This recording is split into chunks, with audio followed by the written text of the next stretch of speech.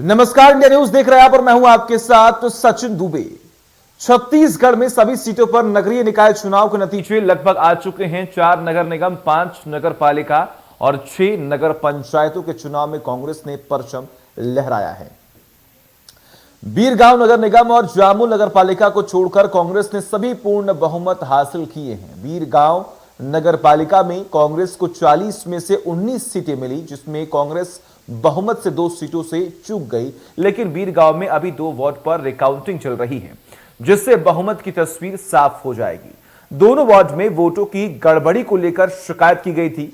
नगरीय निकाय चुनाव के जितने भी नतीजे हैं, उनको लेकर जनता दोनों पार्टियों को क्या संदेश देना चाहती है? क्या 2023 विधानसभा के लिए जनता का संदेश है?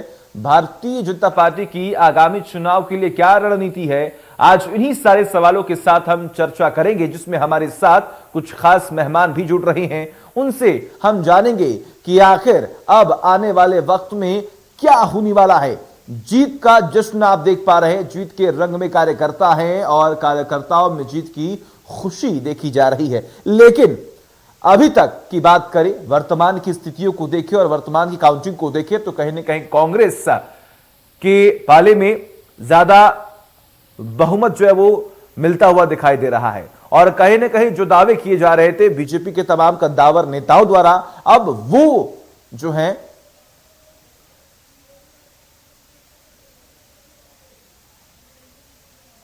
फेल होते दिखाई दे रही हैं।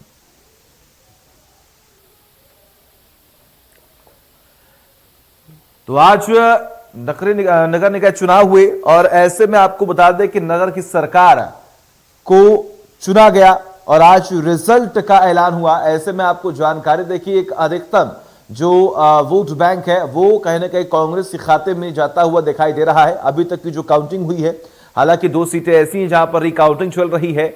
उन विशेष सीट पर अगर हम बात करें तो ये देखना बाकी है कि आखिर कांग्रेस बहुमत से चूक रही है या नहीं, क्योंकि 19 सीटें उसके कब्जे में है। 2 सीटें और चाहिए, जिससे ये साफ हो जाएगा कि उनके पास जो है पूर्ण बहुमत है।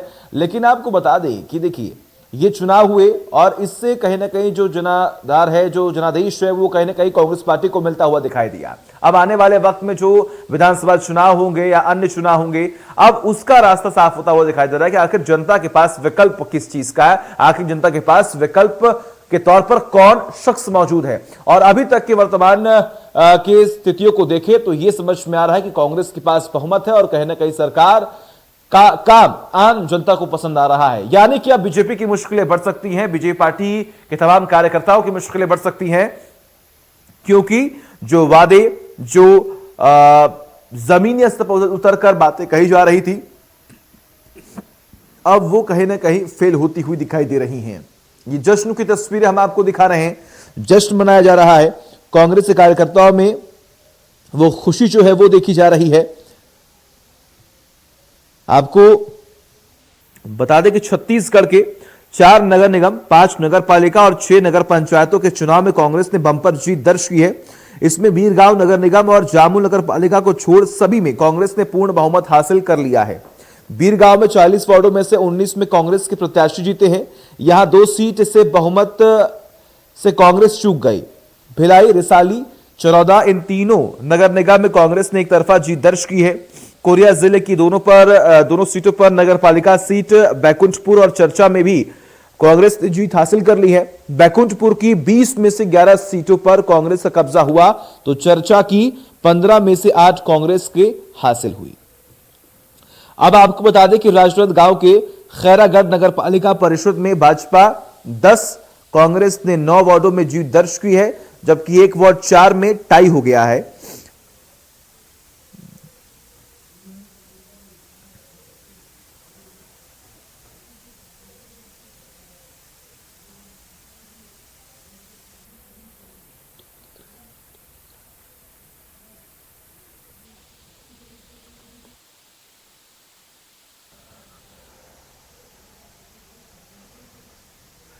और हमारे साथ थोड़ी देर में खास मेहमान जुड़ रहे हैं, उनसे जानेंगे कि आखिर ये जो सियासी बवाल हुआ है, सियासी बवंडर उठा है, इसमें जो जीत मिली है कांग्रेस को, आखिर इससे आने वाले वक्त में क्या संदेश आ रहा है। हमारे साथ इस वक्त अजय गंगवानी जो कि कांग्रेस का पक्ष रखेंगे, युधिष्ठिर चंद्राकर जो कि बीजेपी का पक्ष रखेंगे, और डॉक्टर अजय चंद्राकर जो कि राजनीतिक विश्लेषक है, वो भी जुड़े हुए हैं। आप सभी का बहुत बहुत स्वागत है इंडिया न्यूज मध्य प्रदेश छत्तीसगढ़ पर। अजय जी, सबसे पहले आपको शुभकामनाएं, जो परफॉर्मेंस, जो शानदार प्रदर्शन दिया गया है और कहीं ना कहीं जनाधार जो आपको मिलता हुआ दिखाई दे रहा है, इसके लिए आपको बहुत शुभकामनाएं। लेकिन अगर हम बात करें तो एक संदेश जनता की तरफ से दिया गया कि हमारा विकल्प साफ है, हमें मालूम है कि हमारे लिए कौन सी सरकार है और कौन सी सरकार जो है वो हमारे लिए काम कर रही है।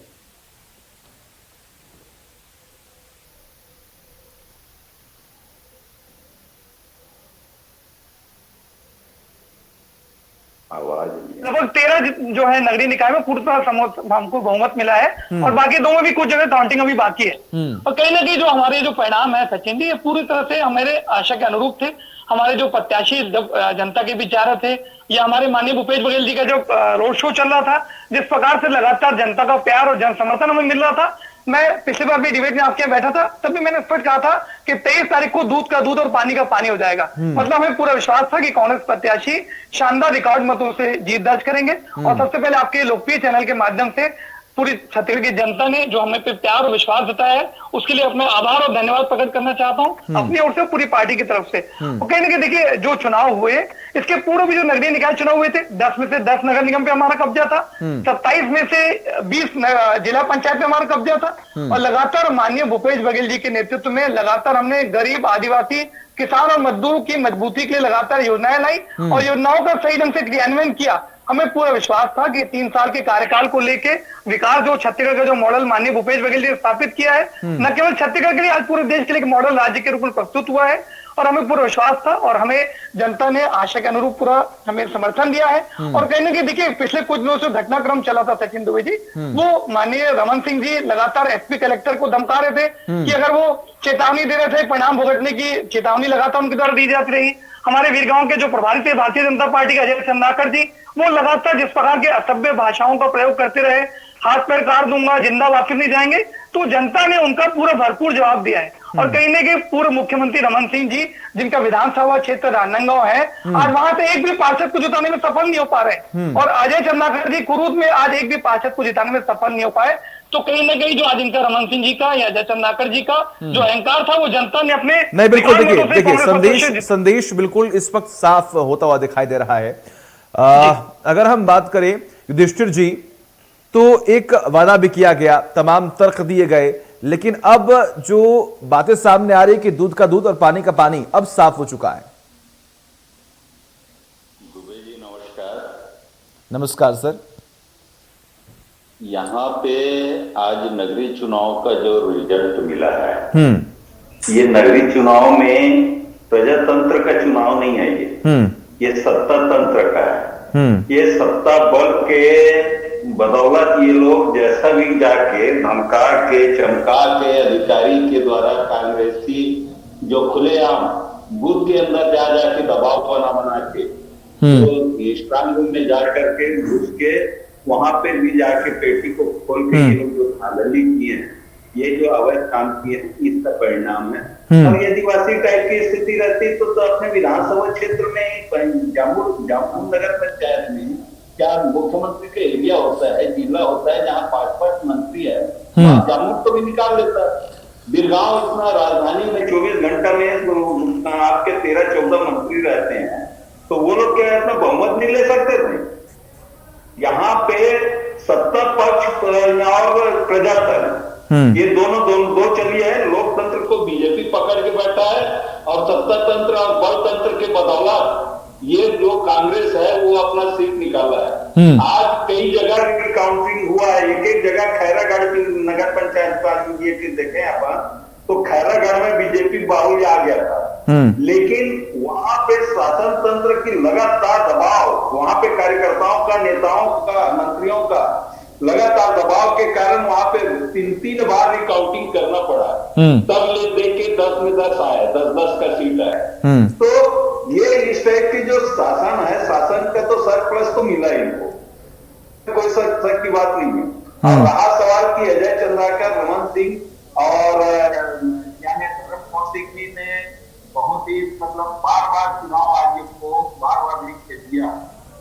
चुनाव आयोग के पास भी इतने ऐसा दबाव बना के रखा मुख्यमंत्री जी ने कि एक भी शिकायत का बीजेपी के एक भी शिकायत का निराकरण नहीं हो पाया। तो हम तो ये कहेंगे ना कि आज के डेट में यदि आप वोटिंग परसेंट को भी निकाल लें, चलो ठीक है, हमने हारा है। आज आपके ये से लगता है, विचार से लगता है कि बीजेपी माइनस में है, वो सबको दिख रहा है। लेकिन आप वोटिंग परसेंट को भी निकालेंगे तो उसमें बीजेपी कहीं पे पीछे नहीं है। आप इतने नगर निगम है, यानी नगर निगम में आपकी मेजॉरिटी नहीं आ पाई, शर्म की बात है।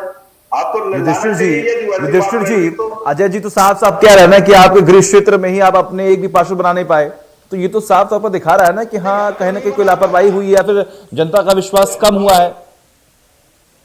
नहीं, हमारी लापरवाही हुई, भारतीय जनता पार्टी की लापरवाही हुई है, चलो हम मानते हैं।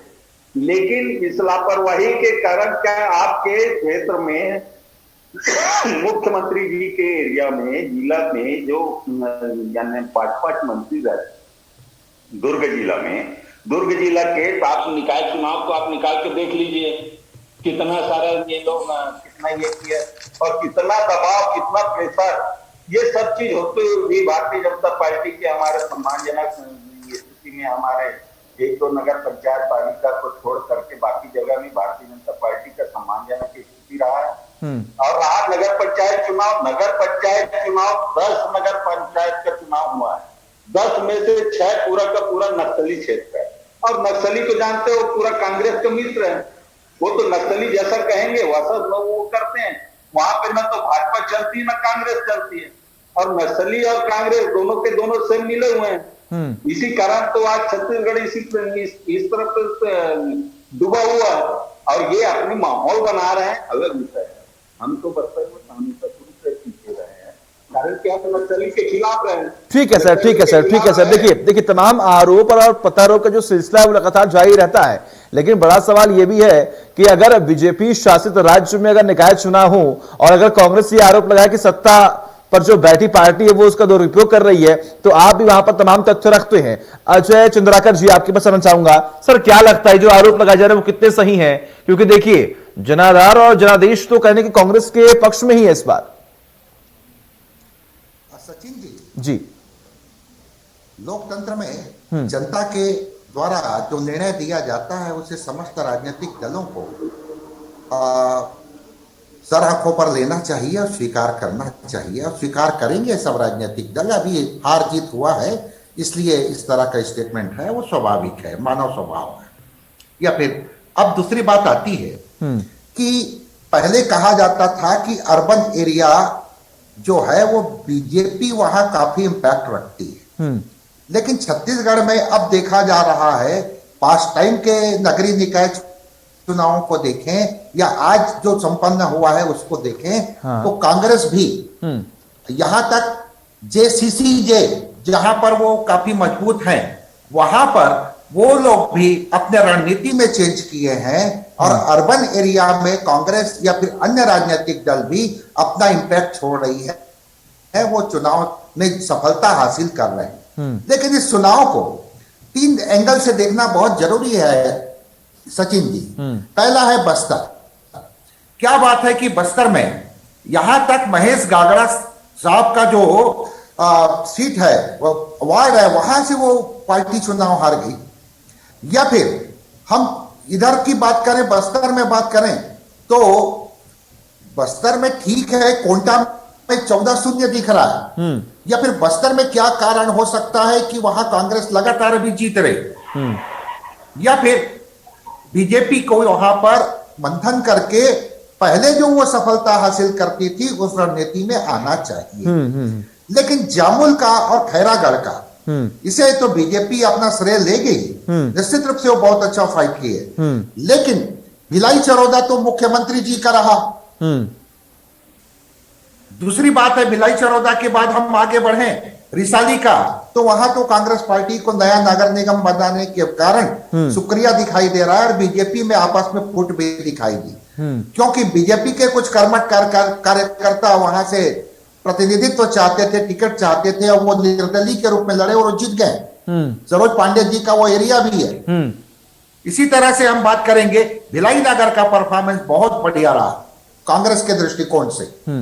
और बिरगांव की बात है तो बिरगांव निश्चित रूप से वो एक प्रकार से कह सकते हैं ऐसा नगर निगम का एरिया रहा है जिसमें बीजेपी भी भरपूर ताकत के साथ लड़ी। और ये भी हम लोग पहले से बात करते रहे कि जेसीसी की उपस्थिति वहां है। और तीसरी बात, सत्यनारायण जी जिस तरह से वहां चुनाव में कंसंट्रेट रहे या फिर जनता के साथ लगातार सरोकार बना करके रखे, संबंध बना करके रखे, वो कन्वर्ट हुआ है। लेकिन इसमें बीजेपी के कुछ बागी है, लेकिन कांग्रेस के भी बागी है। तो यहां पर अब प्रत्यक्ष चुनाव जब से आया है तो यहां पर अब ये अपने अपने महापौर को बनाने के लिए राजनीतिक दल एक साठ है, कहीं पर कुछ है या कहीं पर 10-10 की स्थिति उस समय देखने लायक होगा सचिन जी कि वहां के ये चुने हुए जनप्रतिनिधि किस तरह अपना निर्णय देते हैं। बिल्कुल सही कहा आपने कि आखिर निर्णय क्या होगा ये तो आने वाला वक्त बताएगा, या फिर जो निर्णय लिया जा रहा है पार्टी द्वारा और उसी का रिजल्ट जो है कहीं ना कहीं तमाम चुनावों में देखने को मिलता है। लेकिन सर देखिए, मेरा मानना भी यही है कि अगर आपकी हार हुई तो आप उस हार को मानिए। अगर आप जीत रहे हैं तो आप उसे खुशी मनाइए, लेकिन अगर आप हार रहे हैं तो आपको अपने ऊपर काम करने की जरूरत है, अपने पार्टी को और मजबूत करने की जरूरत है। अजय जी आपके पास आना चाहूंगा, जो कि कांग्रेस के स्पीकर है, वो जुड़े हुए हमारे साथ। अजय जी देखिए, युधिष्ठिर जी ने इस बात का जिक्र किया कि देखिए हमारे पास कुछ सीट्स कम है लेकिन वोटिंग परसेंटेज जो है हमारी बड़ी है। इससे साफ तौर पर यह समझ में आ रहा है कि देखिए हार अभी मानी नहीं जा रही है।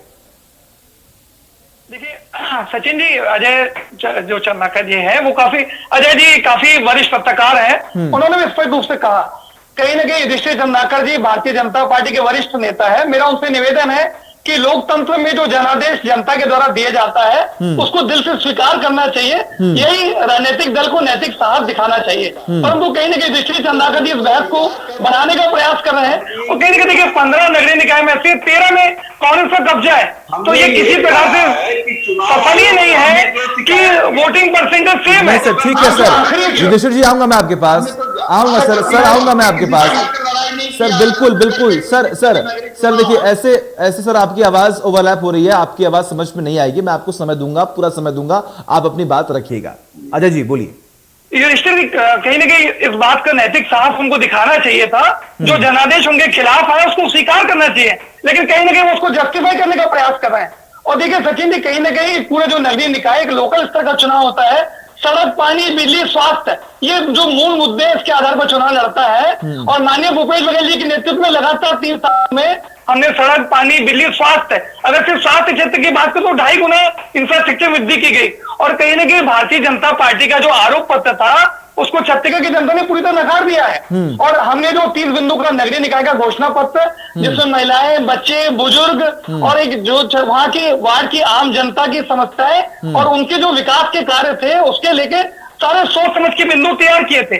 और जिस प्रकार हमने विधानसभा के चुनाव में 36 बिंदुओं के वादे किए सचिन जी, और 24 बिंदुओं के वादे किए, 70% वादे पूरे करने वाली देश की इकलौती सरकार है। ठीक है सर, देखिए आपने वादे पूरे किए और कहीं ना कहीं काम का ही असर है कि जनता आज आपको चुन रही है, चाहे वो किसी स्तर पर चुनाव हो रहे हो। लेकिन अजय जी एक बड़ा सवाल ये भी खड़ा हो रहा है कि इस बार जो वोटिंग ईवीएम के जरिए होनी थी वो आपने बैलेट पेपर के जरिए करवाई, आखिर ये बदलाव क्यों, और जिसका विरोध करने का बीजेपी कर रही है? देखिए सचिन जी, एक सिस्टम हो सकता है, कोई आपको क्या लगता है कि बैलेट पेपर में चुनाव उचित नहीं होते? कहीं ना कहीं भारतीय जनता पार्टी को हार स्वीकार करने के बजाय वो बहाने स्वीकार करती है कि ईवीएम के बजाय स्पीकर जा रहे हैं, प्रत्यक्ष के बदले अप्रत्यक्ष चुनाव किए जा रहे हैं। सचिन जी, आज देश में प्रधानमंत्री का चुनाव भी अत्यवश्य रूप से होता है, मुख्यमंत्री का चुनाव भी अप्रत्यक्ष रूप से होता है। तो कहीं ना कहीं ठीक है अजय जी 1 मिनट का समय दीजिए। अजय जी 1 मिनट का समय दीजिए। युधिष्ठिर जी का जो सब्र का बांध है वो टूट रहा है। जी बोलिए। जी आऊंगा सर, अभी समय है हमारे पास, आऊंगा मैं आपका समय दूंगा आपको, मौका दीजिएगा सचिन जी। बिल्कुल बोलिए सर। देखिए सचिन जी, हम स्वीकार करते हैं कि हमारी हमको जनबल जो है आपके साथ में जुड़ गया है, लेकिन जुड़ने की जो प्रक्रिया आपने जो निभाई है उसको ये करने की जरूरत है। भाई भारतीय जनता पार्टी भी एक प्रत्याशी है, और जो यदि चुनाव आयोग के पास में वहां पे शिकायत कर रहे हैं तो उसके शिकायत का निराकरण क्यों नहीं किए? आप हर जगह पे बैलेट पेपर में जाके आप जाके वहां बैलेट पेपर में जाके वहां पे जाके धांधली करवाया खुले पाकिस्तान में जाके आपने अपने आदमियों को भेज भेज के पूरा का पूरा पेटी चेंज करवा दिए। कई जगह पेटी खुला मिला, इसको हम क्या कहेंगे? रहा सवाल, हम जानते हैं कि हमको भारतीय जनता पार्टी को हमको बहुमत नहीं मिल पाई, हम इसको स्वीकार कर, लेकिन ये नहीं मिल पाने का कारण जो है इसको तो बताना पड़ेगा। ये जो आपके जो सत्ता तंत्र जो है, जो जितना दबाव बना के जो राजनीति कर रहे हैं, इसका परिणाम है न कि पंजाब के नगरीय निकाय में किसी कोई नगर में आपने कोई प्रकार की साफ सफाई या नाली बिजली का काम किया है, ये सब कुछ नहीं है। हमेशा कटौती के सिवाय कुछ नहीं है। आप पब्लिक के बीच में जाएंगे तो पूरा का पूरा जनाधार हमारे पक्ष में है। हमने पूरा छत्तीसगढ़ के पूरा जितने भी नगरीय निकाय के चुनाव है वहां पे हमने देखा, लेकिन आपकी दबाव और लालच जो अधिकारी के द्वारा जो डंडा चलाया गया, कार्यकर्ताओं को प्रताड़ित किया गया, मारा गया, ये सब इनके कारण है कि आपका जनमत बहुत। चलिए ठीक है सर, ठीक है सर, ठीक है। अजय जी आपके पास 30 सेकेंड है, जल्दी से अपनी बात पूरी कीजिए।